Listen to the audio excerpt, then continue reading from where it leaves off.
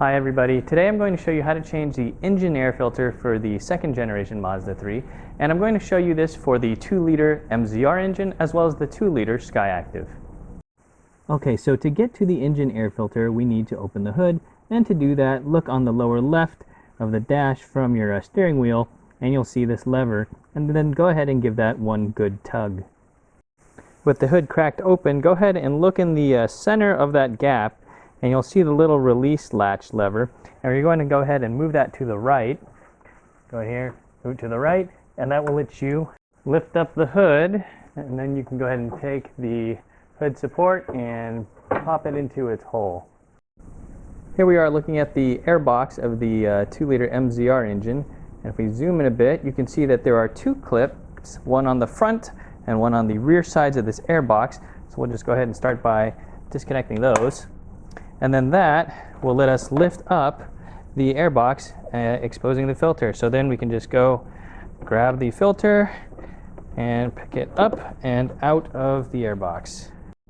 Next we can take the new air filter to install it, and if we look at it, this ridge up here, just like the old one, is the top. It doesn't really matter if you put it in this way or that way. There's not a specific orientation for that, but anyhow, we will open up the top of the air box, go ahead and slip the new air filter in there.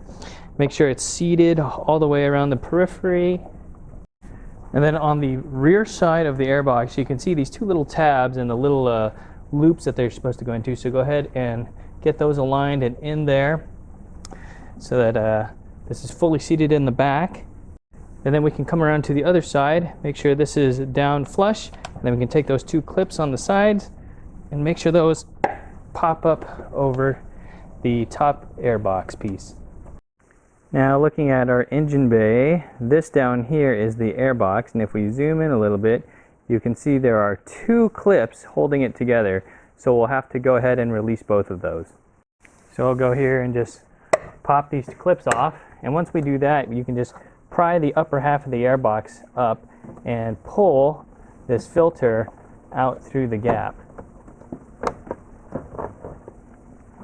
There are also these little legs going into these hoops or loops in the back of the airbox, so you can slide them out to give yourself a little bit more working room.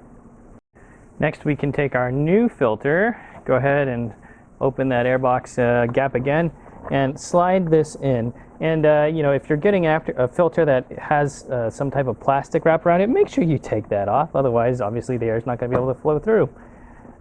So we'll just go ahead and get this new filter situated, and then next we can make sure that the airbox is back in its slots in the back, and then the front closes together, mates up, and then we can go ahead and push those two clips on the front side of it back up and over their catch points. With the airbox all back in place and fully secured, we can go ahead and remove the hood support, put it back into its bracket, and then go ahead and close the hood.